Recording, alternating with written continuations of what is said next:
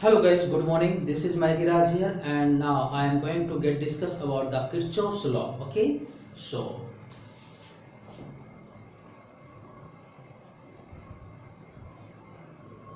Kirchhoff's law. So according to Kirchhoff's, there are two types of Kirchhoff's law. First one is KCL, means Kirchhoff current law, and this is KVL, means Kirchhoff voltage law. Okay, and this law based on conservation of charge rule, charge law. Okay, and this based on conservation of energy law.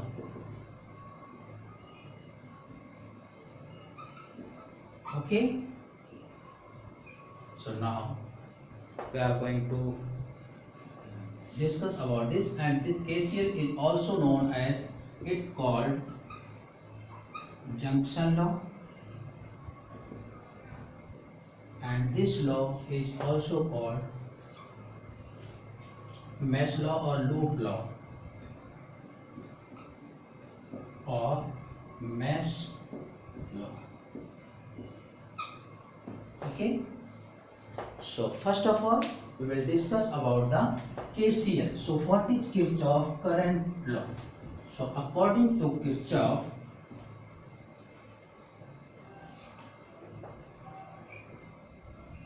KCL, okay, this is a junction point, and here let several currents like this. This is I1, this is I2, this is I3, I4 and I5, and this point is known as junction point. Junction point. Okay, so at the junction, according to the Kirchhoff, algebraic sum of all the currents at the junction will be 0. Okay, algebraic sum of all the currents at junction will be 0.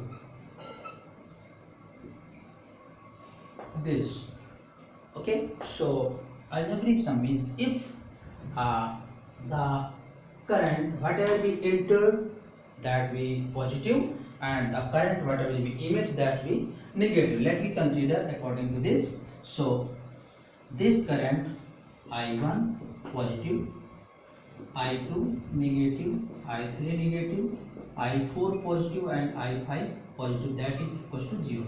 This is known as algebraic sum. means अगर हमने enter करने वाली current को positive late किया है तो emit करने वाली करंट को नेगेटिव। ओके, अगर आप इसका रिवर्स लेट कर लेते हैं तो वो भी करेक्ट होगा। ओके, एंटर करने वाली को अगर नेगेटिव ले लेते हैं तो फिर इमिट करने वाली को पॉजिटिव लेना पड़ेगा। Okay, just you remember this. According to this I1 plus I4 plus I5 is equals to I2 plus I3. So also we can say that the sum of incoming currents is equals to the sum of outgoing current. Okay, sum of incoming currents equals to sum of outgoing currents. ये भी कह सकते हैं हम। Okay, जितने भी current incoming कर रहे हैं, आ रहे हैं, उनका टोटल सम, और जितने भी करंट इमिट कर रहे हैं उनका सम, ये इक्वल है।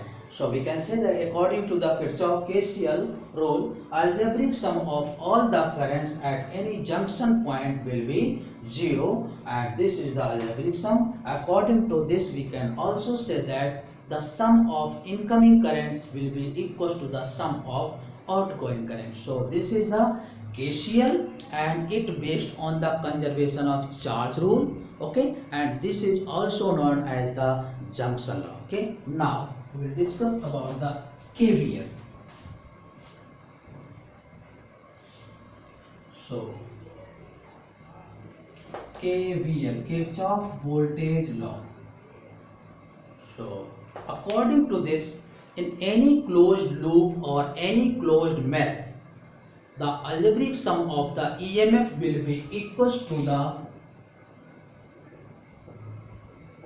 algebraic sum of the products of current and resistance in each loop. Okay, किसी भी क्लोज लूप में EMF का अलजेब्रिक सम जितना भी है, ओके, वो करंट और रेजिस्टेंस के प्रोडक्ट का अलजेब्रिक सम जितना है उनके इक्वल होता है. So we can say that the algebraic sum in any closed loop, the algebraic sum of the EMF will be equals to the algebraic sum of the products of current and resistance. Okay, like this. So let me consider this is a simple circuit. This is R1, this is E1 and E2, R2, E3, R3. ये sequence current flow I1, I2, I3. देखिएगा यहाँ पर मैंने सारे इसी sequence में मान ली है. अगर आप किसी भी सेल को ऐसे कर देते, ऐसे निगेटिव पॉजिटिव, तो आप करंट का फ्लो इधर हो जाता, रिवर्स हो जाता. हमने ऐसा लेट किया है ये, तो आप इसके अकॉर्डिंग चलिएगा. I3 लेट कर लीजिएगा. तो देखिएगा एक लूप ये है, एक लूप ये है. हम दो लूप को सॉल्व करेंगे. तो यहाँ से करंट I1 है, ये I2 है, ये I3 है. तो हम इस सीक्वेंस में दो लूप लिया. एक लूप ये first and this is the second. Okay, इसको आप ऐसे लेट करें तो कंफ्यूजन नहीं होगा करंट के और फर्स्ट में से. This is first loop and this is second loop. Okay, so according to this loop first, loop 1, this is like this.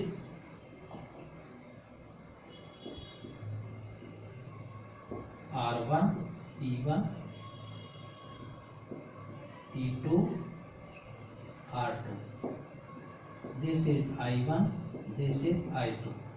Okay, तो हम इसको सॉल्व करने के लिए एक सिंपल टेक्निक यूज करेंगे कि अगर आप एंटी क्लॉकवाइज चल रहे हैं तो एंटी क्लॉकवाइज ही सारे लूप में सॉल्व करें. ये एरो जो मैंने लिया है ऐसे. अगर क्लॉकवाइज लेके सॉल्व कर रहे हैं तो सारे जो भी लूप या मैश आप लेट करते हैं उन सब में पॉजिटिव लेट करना, मतलब क्लॉकवाइज ही लेट करना.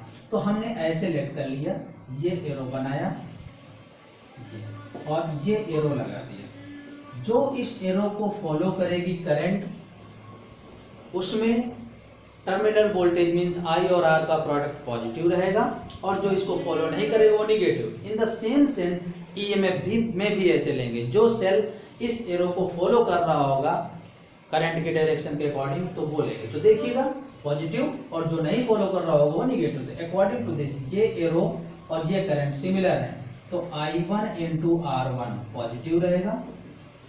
ऐसे आएंगे, ये गए. अब इस एरो के अगेंस्ट में है ये करंट, तो ये I2 इंटू R2 निगेटिव रहेगा. ओके, तो इसका देखिए करंट पॉजिटिव इसलिए इसका EMF भी पॉजिटिव, इसकी करंट निगेटिव इसलिए इसका EMF भी निगेटिव. ये फर्स्ट लूप से आ जाएगा. क्लियर.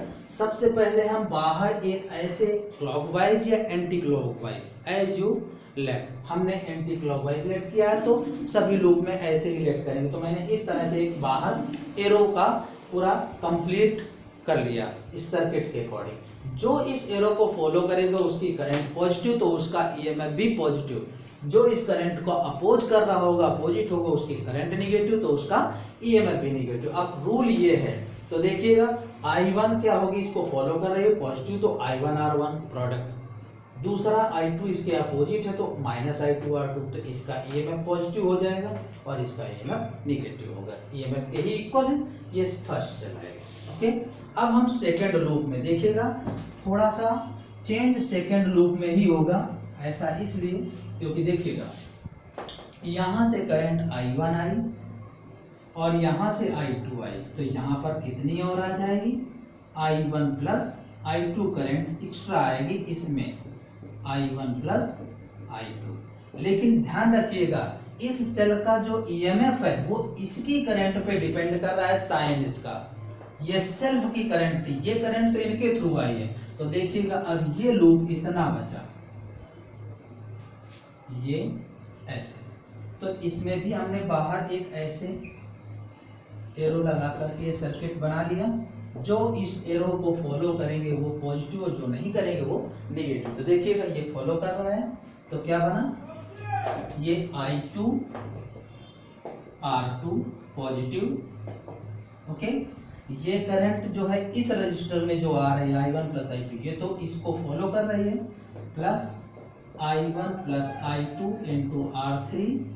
लेकिन जो इस सेल की सेल्फ की करंट है I3 वो अपोज कर रही है, minus I3 R3।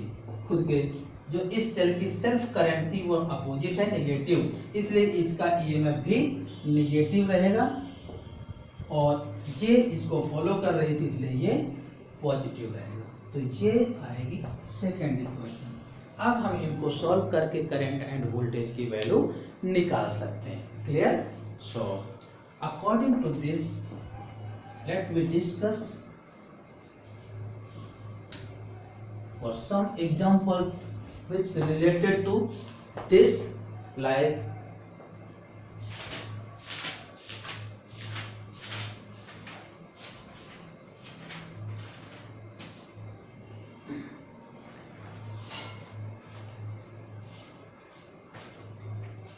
this is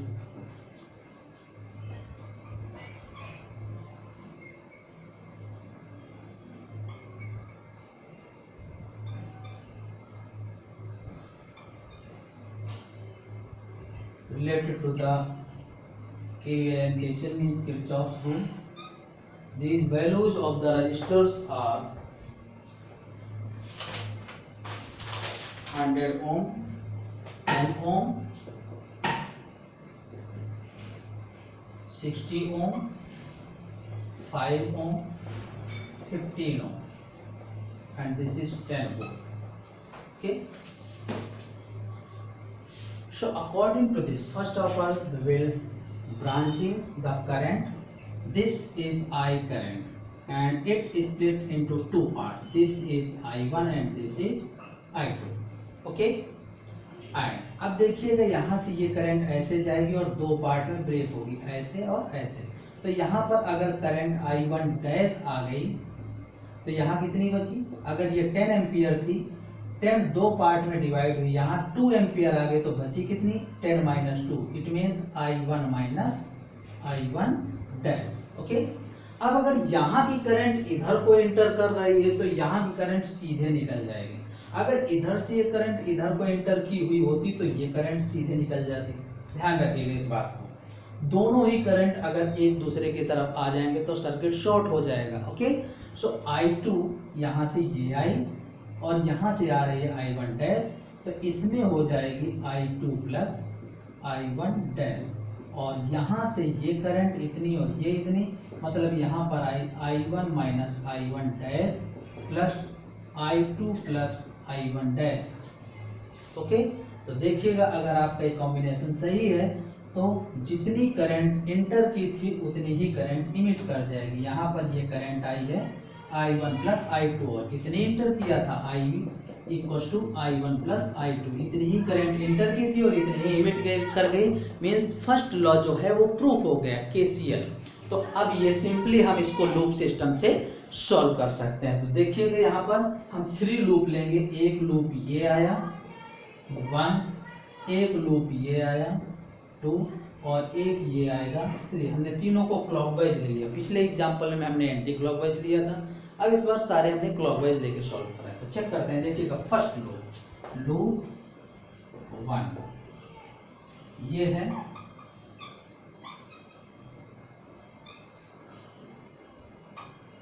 100 Om,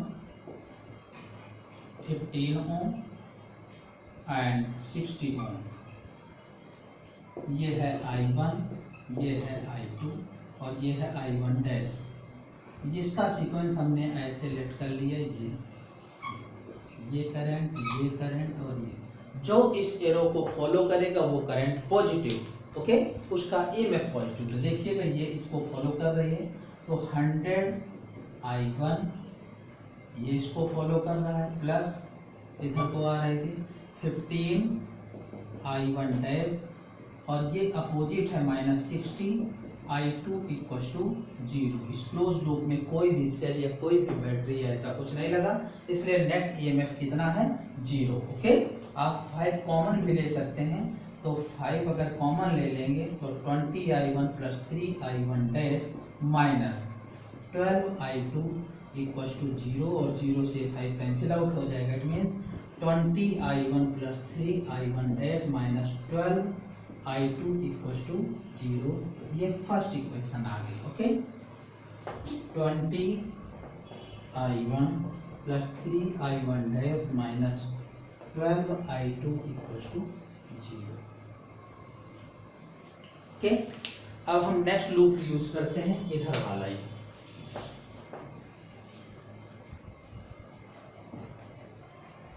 loop 2 ये आ जाएगा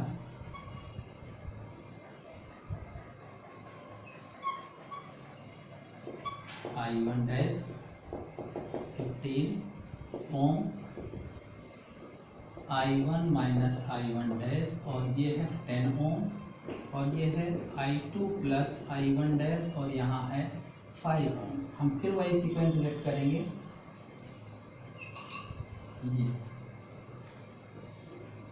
ये जो इस एरो को फॉलो करेगा उसकी करंट पॉजिटिव, और जो अगेंस्ट में होगा उसकी करंट नेगेटिव। सो देखिए ये फॉलो कर रहा है 10I1 माइनस I1 डैश, ये अगेंस्ट में है -5I2 प्लस I1 डैश, ये अगेंस्ट में है तो -15I1 डैश, और कोई भी पोटेंशियल ड्रॉप या सेल नहीं अटैच्ड है इसलिए 0 होगा EMF की वैल्यू। ओके, ये वैल्यू वही है सिग्मा I इंटू R, और ये वैल्यू है सिग्मा EMF। ओके, तो यहाँ पर कोई सेल बैटरी अटैच नहीं है इसलिए 0 रहेगा। तो अब इसको सॉल्व करेंगे, 10I1 minus 10I1 dash minus 5I2 minus 5I1 dash minus 15I1 dash equal to 0। I1 dash term एक तरफ कर दीजिएगा, 10I1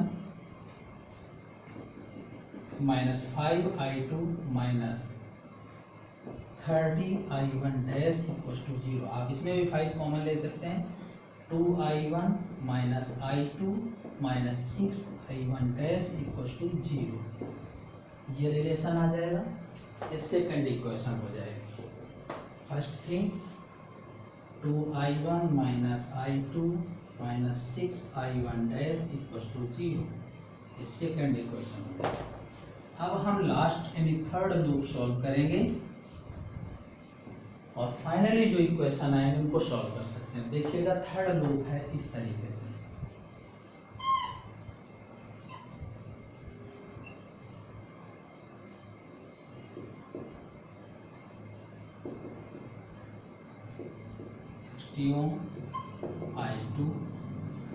I2 plus I1 dash 5 ओम, ये ऐसे। इसका भी लूप हमने बनाया, ये एरो, जो इस एरो को फॉलो करेगी वो करंट पॉजिटिव, और जो उसका EMF पॉजिटिव। तो देखिएगा according to this 60I2 plus 5I2 plus I1 dash equal to, ये सीधे इस टर्मिनल को फॉलो कर रहा है, देख रहे हैं ये करंट इसको, इसलिए 10। तो ये आ जाएगा 60 और 65I2 हो जाएगा plus 5I1 dash equal to 10। तो I1 डैश की वैल्यू आ जाएगी 10 माइनस 65I2 अपॉन 5। चाहे तो 5 कॉमन ले सकते हैं, तो I1 डैश आ जाएगा 2 माइनस 13I2 अपॉन 5। तो I1 डैश की वैल्यू आ गई 2 माइनस 13I2। ये तीसरी इक्वेशन आ गई। अब आप इन तीनों इक्वेशन को सॉल्व कर सकते हैं। देखिएगा पहले थी 20I1 प्लस 3I1 डैश की वैल्यू आ गई है 2 minus 13I2 minus 12I2 equal to 0। तो 20I1 plus 6 minus 39I2 minus 12I2 equal to 0। तो यह आ जाएगा 20I1 minus 39 and 12 51 I2 equals to 6 minus हो जाएगा। This is the fourth equation and here also putting this value 2I1 minus I2 minus 6 2 minus 13 I2 that will be 0. So 2I1 minus I2 minus 12 plus 78 I2 equals to 0. So 2I1 plus minus का 1I2 plus का 78, so this is 77I2 equals to 12 and this is fifth equation and solving this fourth and fifth। देखिएगा I1 और I2 से related एक ये equation है और एक ये इक्वेशन है, इन दोनों को सॉल्व करके हम I1 और I2 सॉल्व कर सकते हैं और जैसे ही ये आएगी I2 की वैल्यू यहाँ पर पुट कर देंगे तो I1 डैश आ जाएगा। ओके, अब बात करंट की आती है पॉजिटिव और नेगेटिव वे पे, तो किस तरीके से यूज करेंगे। तो देखिएगा फाइनली हम ब्रांचिंग किए हैं उसके अकॉर्डिंग ये डायग्राम है।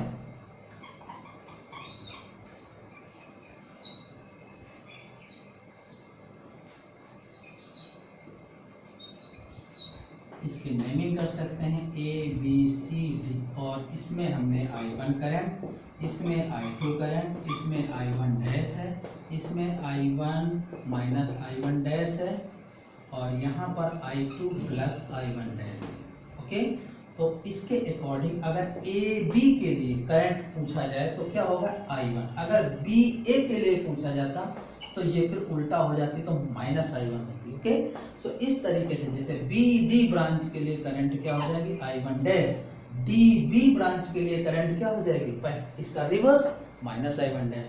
तो इस तरीके से पॉजिटिव नेगेटिव करंट के बारे में भी हम डिस्कस कर सकते हैं और ध्यान रखिएगा current and potential scalar quantity होते हैं, इसलिए इन पे साइन का विशेष ध्यान रखिएगा। Okay, thank you.